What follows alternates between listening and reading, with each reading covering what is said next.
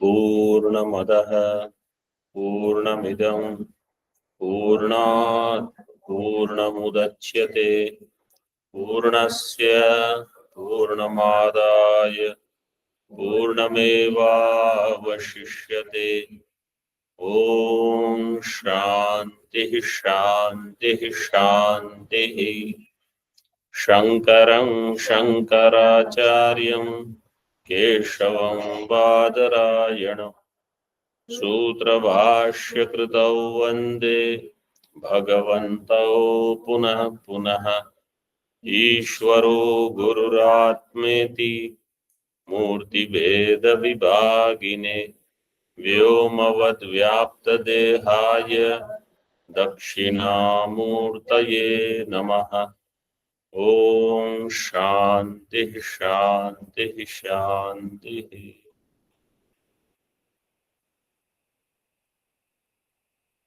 In Vedanta, to communicate a message, which is the ultimate teaching, which we saw a little bit earlier, and that is Jiva Brahma Aikya. That Jiva is nothing but essentially Satchidananda. This teaching is not directly imparted. When I say it is not directly imparted, means there is a process. And that process means we are prepared gradually, and then we are told what these scriptures want to teach. So directly, we don't get either scared of the teaching, or when we are unprepared and the teaching is given, and I feel, what does this mean? It is irrelevant for me, etc. So this method of teaching is called superimposition and de-superimposition, adhyaropa and apavada. In English, superimposition and de-superimposition. Adhyaropa means already I am colored by some knowledge or some thinking that I have about myself, about the world, and about Creator. I have some notion. It is not accurate. Like I think as a raw person, I am a man. Somebody would think I am a woman. I think I am young. Somebody may say, no, you are not young. I am young. So like this, we have different ideas. When we introduce ourselves, I am a doctor, I am an engineer, I am such and such professional. I am brahmachari, I am a grahastha, I am a vanaprasthi, I am a sannyasi. Such ideas are there. Some of these ideas society gives, some of these ideas we have taken up on our own. Some ideas we have from some parts of scriptures, all put together. Also, like I am a doer, like I am talking right now, it is evident. You can't deny that. You all are listener. If I ask, are you sitting or standing? It's obvious I am sitting. These things we have taken for granted. Nobody questions it. But when we start thinking, then the scriptures, they want to communicate something else. So now how they will communicate, I will first give you some simple examples. Then we will see the technique as such. Simple example would be this. When I say, I am sitting, I am referring to the word I as this physical body. So when I say I am sitting, what I mean is the body is sitting. And I say, body means me. Therefore, body is sitting means I am sitting. This is how we say. And others understand. Everybody understands. If I ask you, are you thinking about what I am saying or not? What will you say? Yes. Yes. So some people are thinking. I don't know about everybody, but some people are thinking. Now the question would be, the one who is sitting, is he thinking? Because body is sitting. Body is not thinking. Mind is thinking. So suddenly we change the gear. Body is sitting. Mind is thinking. But in both of them, I use the word I. And we expect that other person will understand what I am saying. Without thinking, we have changed the word I from body to mind. There are some doctors here. Let's say you go to a doctor and the doctor will say, breathe. Then if the doctor doesn't get anything, are you breathing? What will you say? Yes. Yes, if he says, that person, the breathing is the act of prana. The pranas are actually breathing. Body doesn't breathe. Body and prana have become one because of identification. So prana breathing, I say, I am breathing. So I word is used for body, the prana, otherwise known as the vital energy, the mind. Up to this, a common man uses the word I. Then scriptures say there is some more. So they distinguish between mind and intellect, manaha and buddhi. Where there are emotions,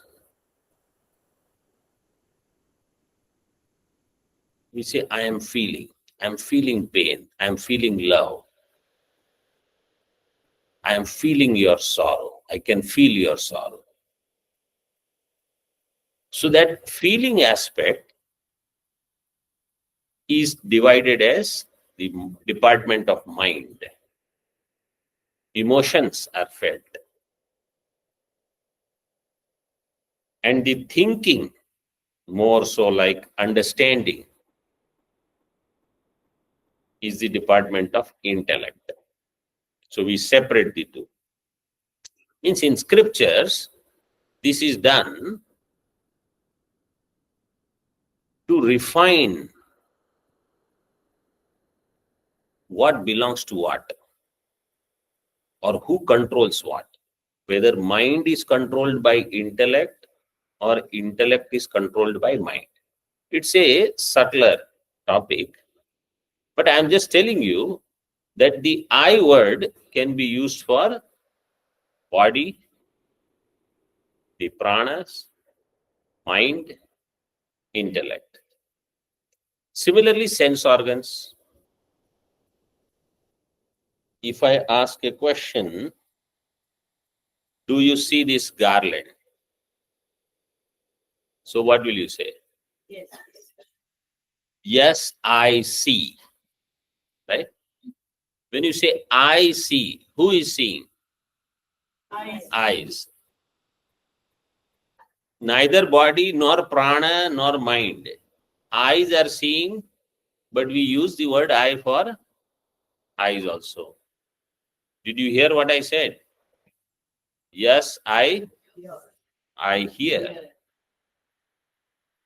So the I word, unknowingly or knowingly, is used for so many things. And scriptures will want to point out that I as something else. Now, I already am confused with so many eyes. Deha, body, indriya, sense organs, prana, vital air, mind, manaha, buddhi, intellect, all these.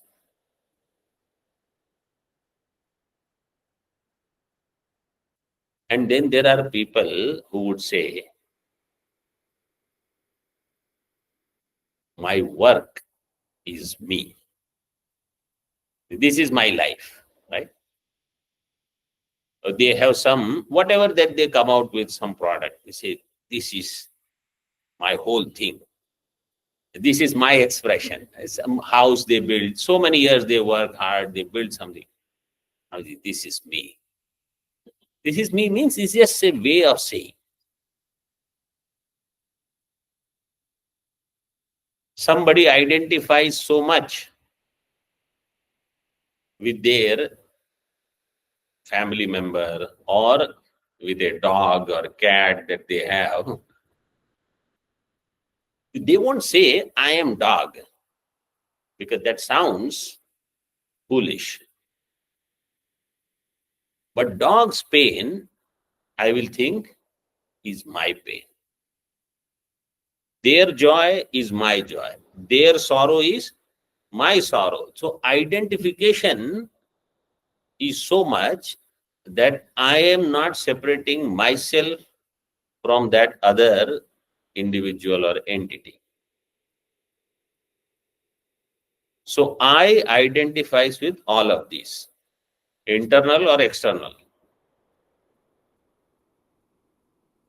Okay. Then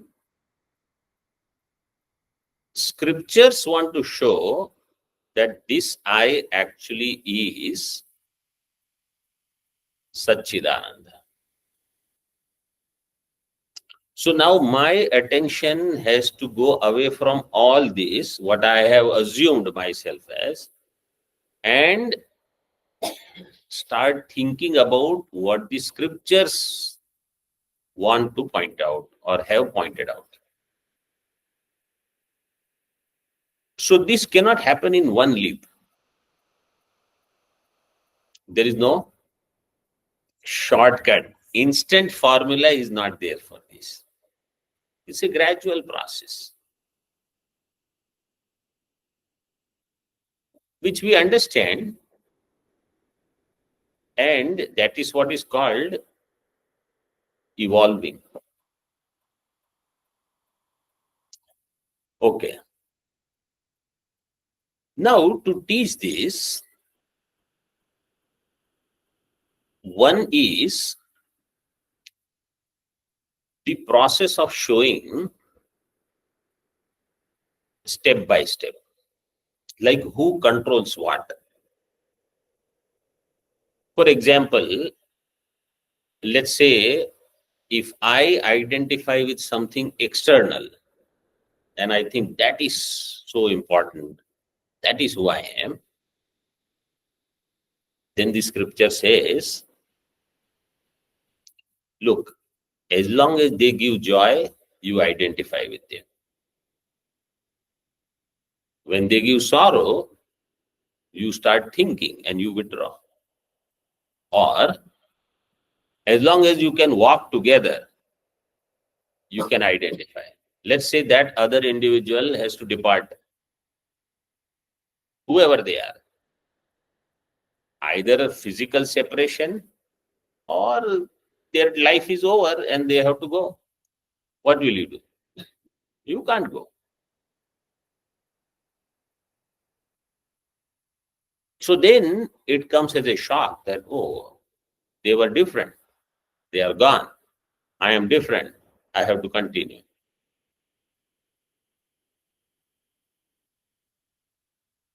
So this is one method.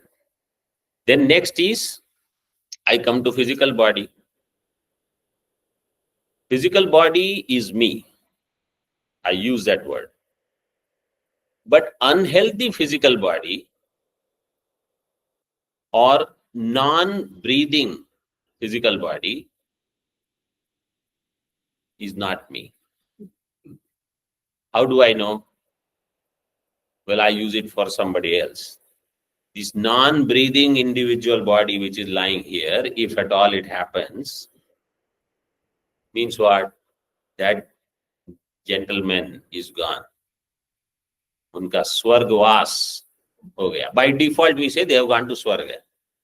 Nobody say unka narakvas ho gaya, that they have gone to hell because they gave a lot of bad time to everybody. Nobody would say. But we know this is not that person because the one who was breathing is gone. So what is important now? I know between body and breathing is important. So like that, I withdraw my eye from external person to body, from body to prana. When we think, then we say, yes, everything I know. But when we don't think, or when we act without thinking, we get carried away and we lose what we have learned or what we are supposed to understand and live by.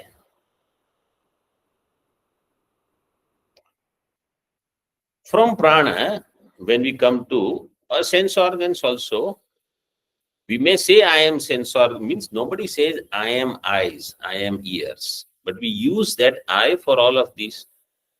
But we also know that if one of them stops functioning, I don't stop functioning. So like for example, if eyes are not working or ears, most probably the smell. Many people, even in their young age, they have no idea what is a smell. They can't distinguish the smell, etc. That faculty is as good as not functioning. But they don't say, I am not there anymore. I am there. Breathing is not working. It's okay. Means the smell I cannot figure out. Like that, if hearing goes, I am there. So sense organs are me is also a secondary statement.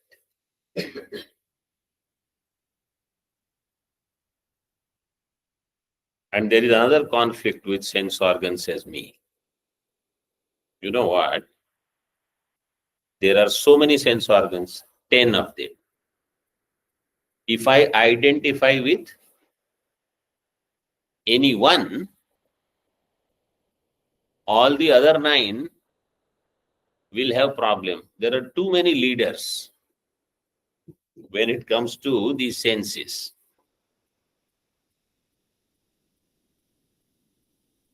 Therefore, I cannot be sense organ. In this body, there is one decision maker, right? If different organs start making decision, eyes will say we have to look there, and ears will say I have to listen here. There will be confusion. Like you imagine somebody there to talk to you, and you look there and you talk. That person will not know whom you are talking to. But eyes have decided to look somewhere else. So that doesn't work. In other words, sense organs cannot be me. Main point that we have to understand is this. So I am not any external entity, I am not physical body, I am not sense organ. Pranas, I am. But only a breathing person, not thinking, not responding to anything, like they say, in hospitals, sometimes it happens.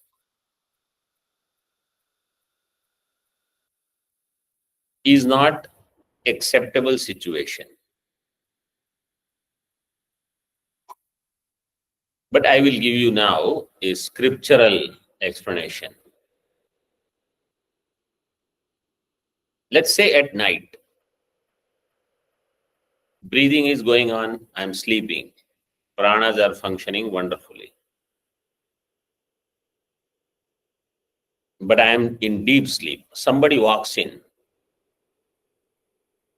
takes something, and goes. Will the pranas have the breath? Will they have the ability to stop that person? No. Will the pranas have the ability to report in the morning who came, what they picked up? No. In other words, they don't have sentiency or chaitanya of their own. It is like the chair or table in your room. Let's say all these things are there. Somebody walks in, picks up something, goes.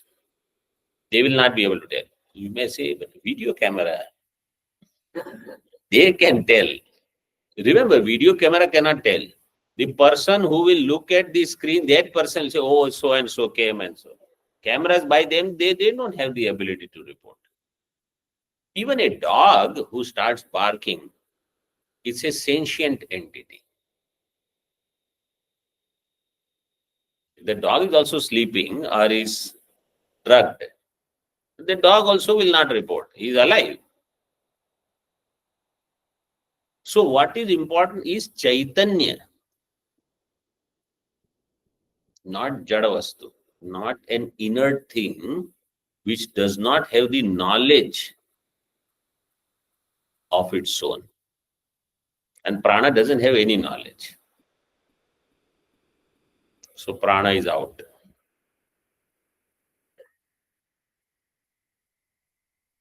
Next is mind. Now between mind and intellect, so I gave you some idea. One is where you feel emotions, etc. Another is where the understanding is. And in personalities, we see there are people who are emotionally oriented. Means they are less of thinker, but more of person who has emotions. And then there are other people, they are very rational. They say thinking, don't tell me I feel like this and that, and don't start crying. There are people, they say, they think logically. And the other group is like, what logic every time? Can't you feel what I am saying? Can't you feel what I am thinking? The other person says, what? I have no idea. So these are two different, mind-oriented and intellect-oriented people.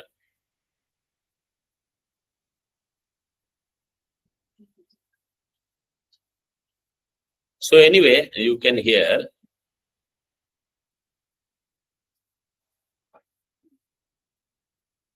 Now it's better. This is also important to note, When one speaker is speaking, you can concentrate. When two are talking, me and some competition, then your mind will get divided. Same thing is true when I talk and your mind also talks inside. So if you have some other chatter going on and I'm talking, you will absorb only selectively because you have to listen to two people. That's why one of these qualification of a student is the one who doesn't have chatter inside, otherwise known as shamaha, control over mind. The one who has that mastery will absorb 100%, will be able to reproduce the same thing again. 1 hour talk, that person can go step by step 1 hour again without audio recording. How earlier, how they used to listen with before these phones and everything came.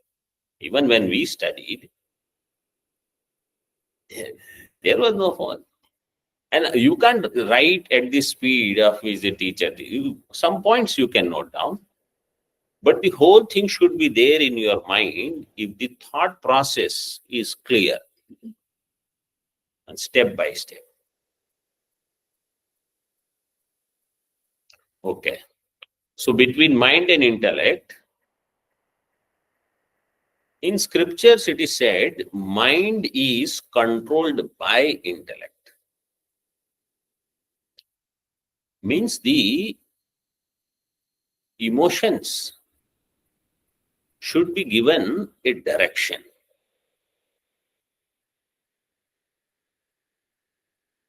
And they should be controlled when needed. We should not allow our emotions to take over our thinking. Emotionally, we may get carried away. But we have to see the situation, we have to see people around, we have to see what is the trigger for this emotion, and we say, not now.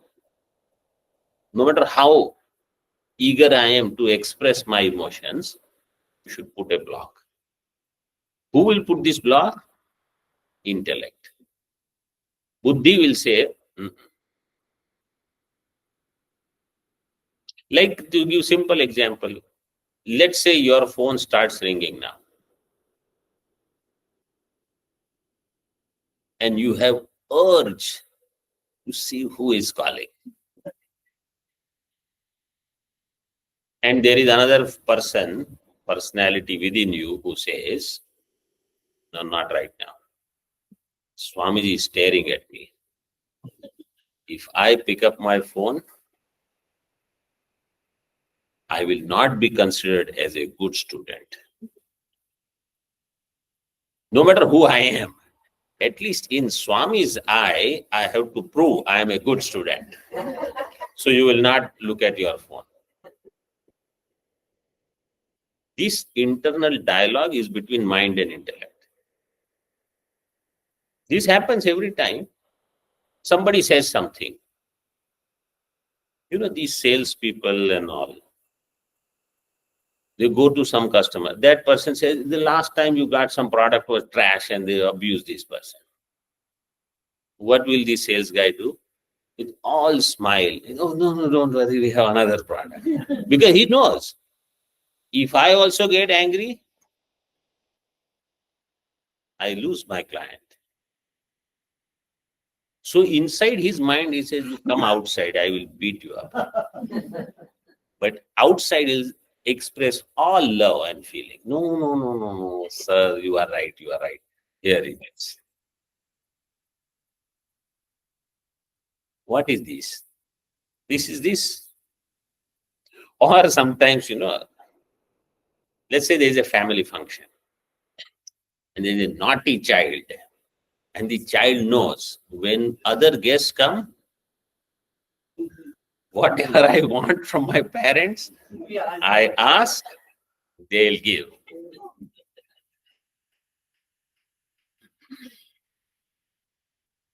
And the father also smiles at that child, says, Yes, beta, you take it now. So inside he also has mind and intellect. Mind is saying, give him a slap, and intellect says, not now. So this proves that within us, there are two levels of thinkers. One is more at emotion level, another knows how to judge the situation and act.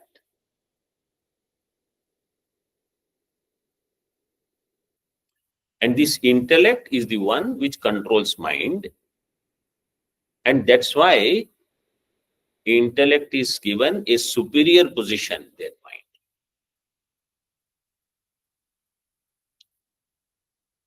And it works in different ways also. Sometimes, let's say, my emotions feel, I have cravings, etc. And intellect says, no, today is Ekadashi, you have to do fasting. Or you are a sadhaka, you have to live strict life. You cannot live like anybody. You have to do austerity. So I discipline myself. Where does it come from? No guru is going to stand on your head all the time. You only have to take these decisions. You only have to become firm. This is intellect. So the one who has this intellect well trained will be able to control that mind.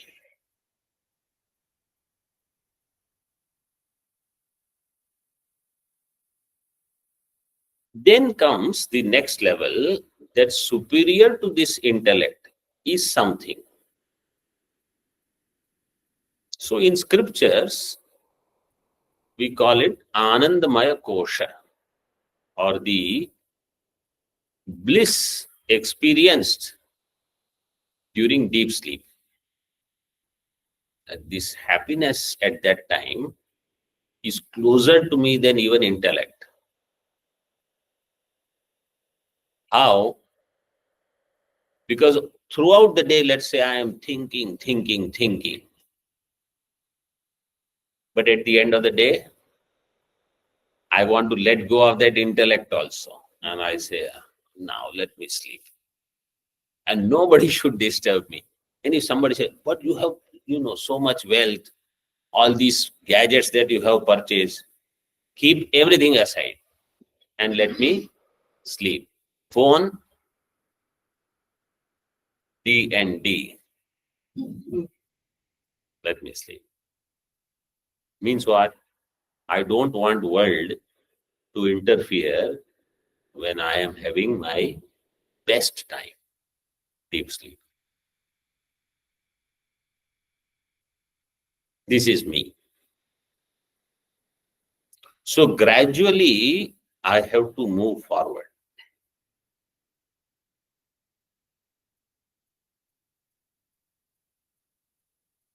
In one statement, if I want to refute all of them, I showed you the gradual method. In one statement, if we want to refute all of these, is very simple.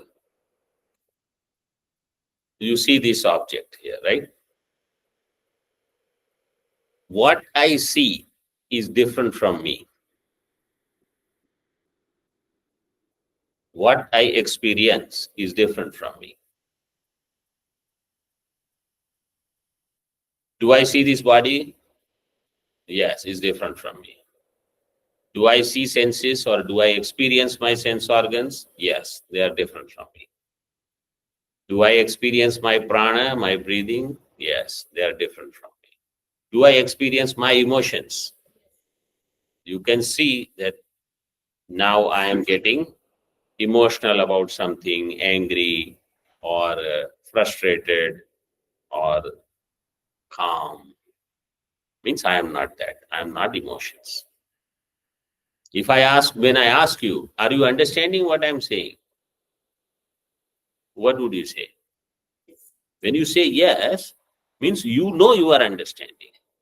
And if I say anyone who didn't understand can ask question, then somebody asks a question, let's say, means that person knows that I have not understood.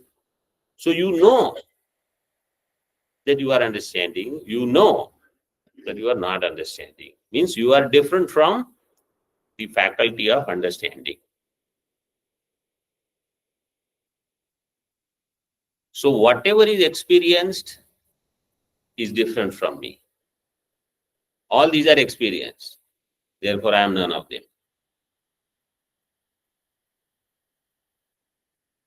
This is a logical thinking. Then who am I? Then comes the question. If none of this is me, what I have been thinking, accepting that this is who I am and living like this, if I am not any of this, then who am I? Then scripture says, now you are ready to listen to us. Then they will teach. So the earlier part is also scriptural teaching.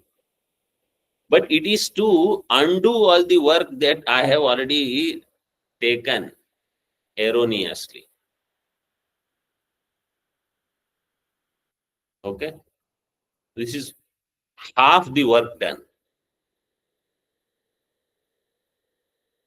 Now the other half. How we will think about this? So what is understood is that I am Satchidananda from scripture because I have negated all the other ideas in myself. Okay. The second half of the teaching is, let's see, this is a cloth, right? What is the cloth made up of? Cotton or threads, cotton threads. Okay. So first when I ask, what is this? You say this is cloth. Okay. Then we also know that cloth is made up of threads, cotton. Okay. How many things are here? Cotton and cloth?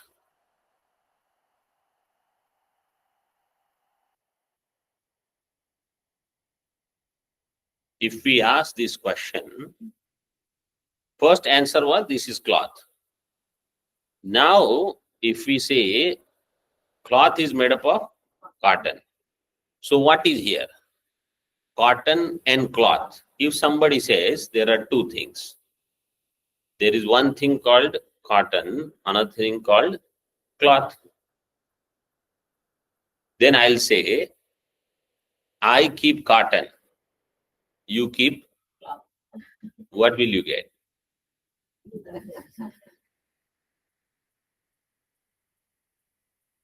You may say, I don't care about that. Okay, I'll give you another example. Let's say there's a gold ornament.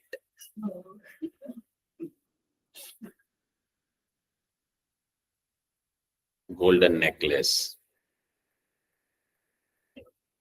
And I ask, what is this? You say necklace.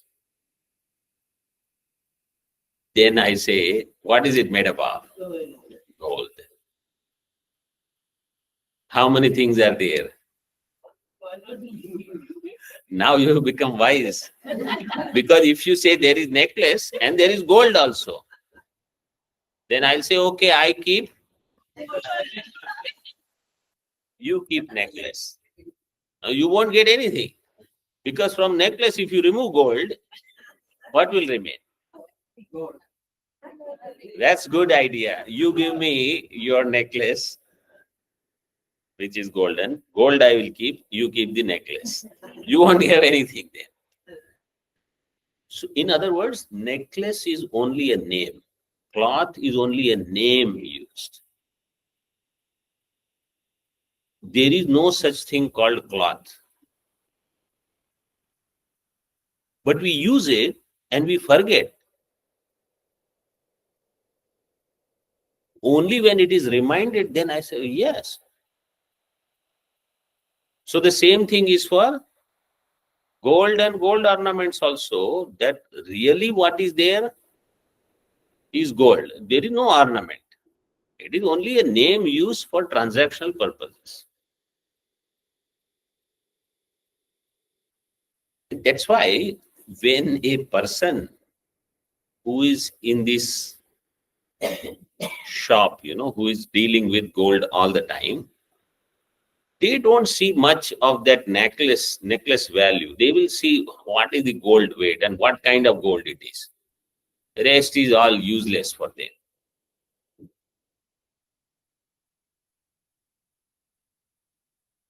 There is one example. There was one great devotee of Bhagavan Ramchandraji, and he had a golden Rama, Lakshmana, Sita, and Hanumanji, all gold.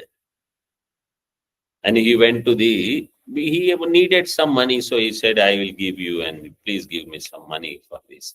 Tell me, what is the value of Ramchandraji, what is the value of Lakshmana, etc.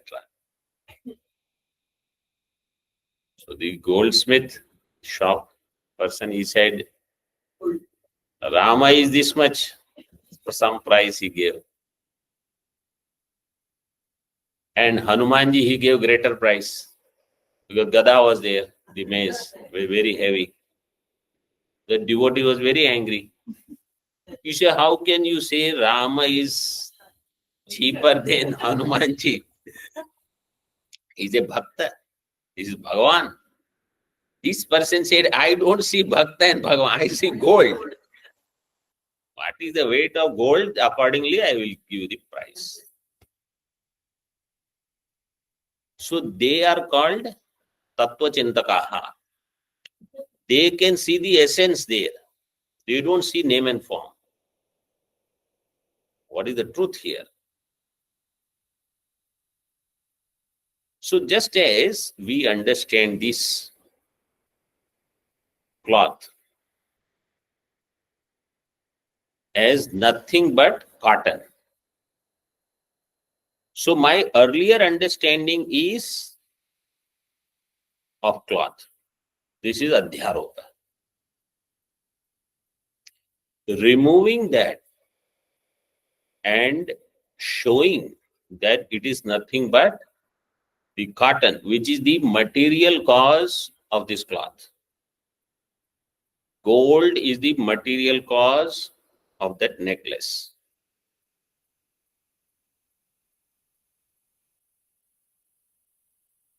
Removing that Adhyaropa and revealing the actual. This is the method of Adhyaropa and Apavada. Superimposition and De-superimposition. So just for individual also same thing. An individual also thinks in the same way. First he thinks I am body or I am some other entity. This is already aropita. It's a superimposition with which I am living already. That superimposition is negated by scriptures systematically. Its apavada is done.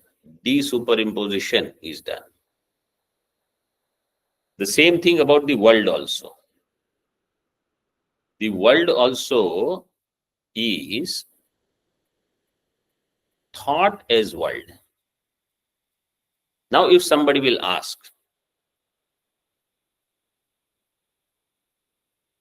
what is this world made up of? Yesterday there was a question, later I think I can touch on that now. Why do we need to bring in Creator or God in the equation? True. You will have to answer this question, how did the world come?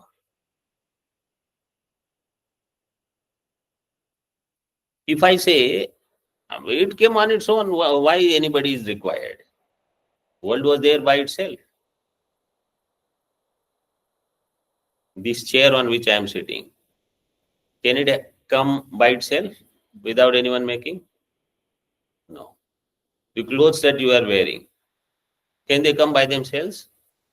Is there anything in this world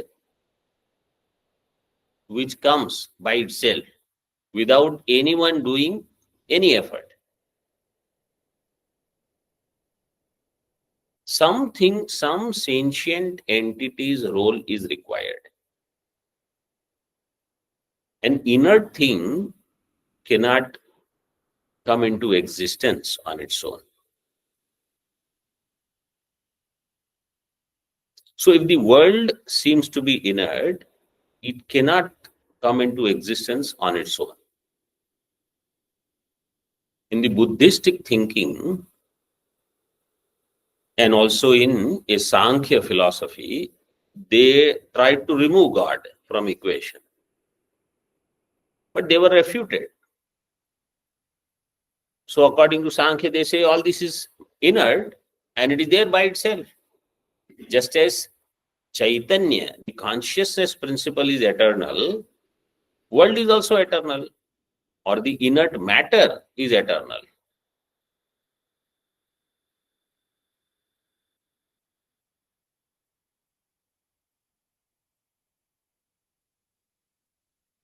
If you say matter is eternal, your liberation will be controlled by that matter even after liberation. Because it is there to condition you even then. For example, if somebody says, I have become king, okay, but there is another eternal king who is also there with me, I cannot be separated from that king. Means, as much as I make decision, it will also make decision. So if I am Chaitanya and I claim my freedom, I will be conditioned by that matter called Prakriti. So I will not have freedom. And then there are other complications. For example, if this Prakriti has three gunas like Sattva, Rajas, Tamas. These three gunas are there. They say the creation begins when there is imbalance between these three gunas. So the question will be, how did the imbalance happen? What triggers the imbalance? See, any question that a common man asks, all of those are already discussed, like so many times in Shastra. What will trigger the imbalance between the three gunas? You say, no, why you need a trigger? It will happen on its own. If it can happen on its own, it can happen anytime and it will keep happening. Then there will not be any dissolution. In fact, you will have to answer the first question. It started at a particular time, right? You say, why then? Why not before? So there will be logical fallacies. We generally don't discuss those things in the early stage, but because that question was there, that's why I thought I will just mention. So if this world is there, it has to have a creator. Like anything of this world has to have a creator. So now we will have to say, who is this creator? Can the world create itself? Can you or I give birth to myself? No. This is called Atmashraya dosha. I am the cause, I am the effect. This will not happen. Right? Yes? Yes. Atmashraya dosha is not allowed. Or if somebody will say, okay, some other individual created this world. No individual has the ability to create this complex, vast creation, including sun, moon, etc. Each individual is responsible for their own mess. Nobody is responsible for total mess. Collective karmas are there, they function. Anyway, so therefore, we say there is a creator. Remember, the suspense of the whole thing is still not done yet. You are never take Vedanta for granted, thinking, I know everything. Suddenly some surprise will come. Okay? I am going to come to that now. So God is the creator, world is created. So just like means God is the material cause in this example. He is also the intelligent cause, but we will not discuss that now. Just as cotton and cloth. Cloth is nothing but cotton. World is nothing but God.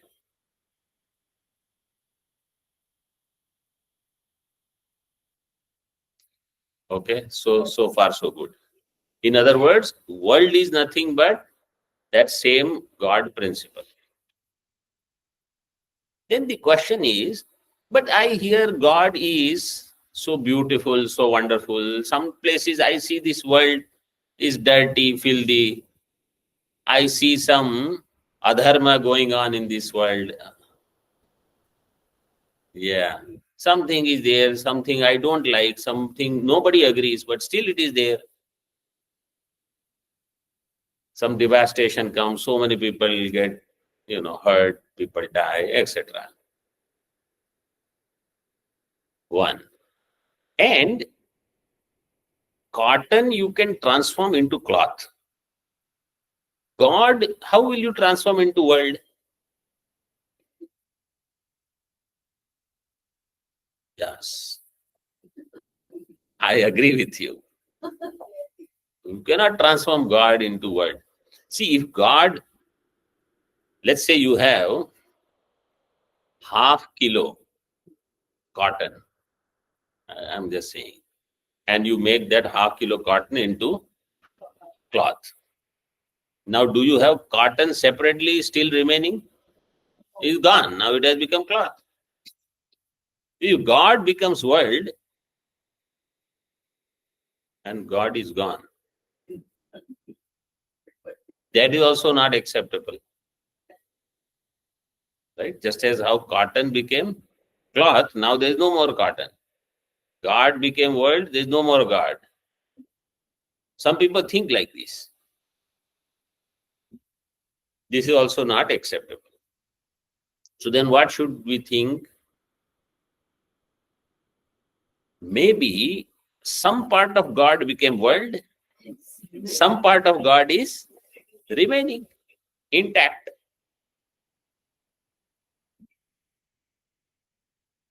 This would happen if God had parts.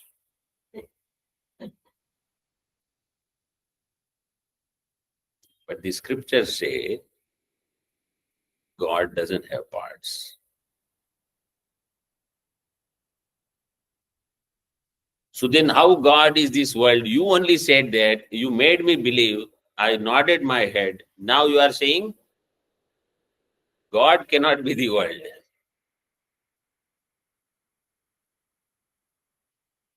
So this is the secret now. In the beginning, if I want the answer, who created this world? Then they give the answer, God created this world.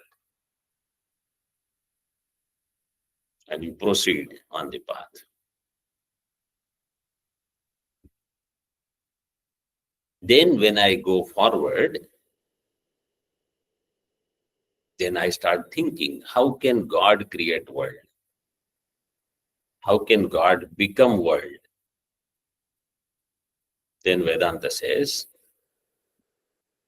which world? Which cloth? There is only cotton. You think there is God, and you think there is world. Two entities. When you think, then you realize there is only God, appearing erroneously as world. But I give so much reality to this error called world that I forget what is the essence behind this. Just like I give so much reality to cloth that I forget what is the essence of this cloth. So ultimately, scriptures want to say God is not a modification which appears as this world. Without God undergoing any transformation, God means consciousness. It's only an appearance. But if this answer was given on the first day, there would be so many questions and people would think this whole thing I can't understand. It's a gradual process. To eliminate the superimposition in jiva, there's a gradual process to take to consciousness. This world in which there is superimposition, so much reality, to gradually remove and realize this is also consciousness, appearing as this world. The example for this is, I gave the example of cloth and cotton, but subtler example is your own dream. You see the dream. In dream, you see so many things. And when you wake up, there is nothing. It is all an illusion, which I thought was real when I was experiencing it. I was looking for answers in my dream. When I wake up, then I realize the one who was experiencing, the dreamer, and that which was experienced, both were nearly, really speaking, the waker appearing as the two, dreamer as well as the dreamt world. So in this way, this experiencer and what is experienced, both of them are an illusion. But to come to this, gradually I have to walk on this path. Then I realize neither there is an individual experiencer nor there is a creation. One truth alone is appearing.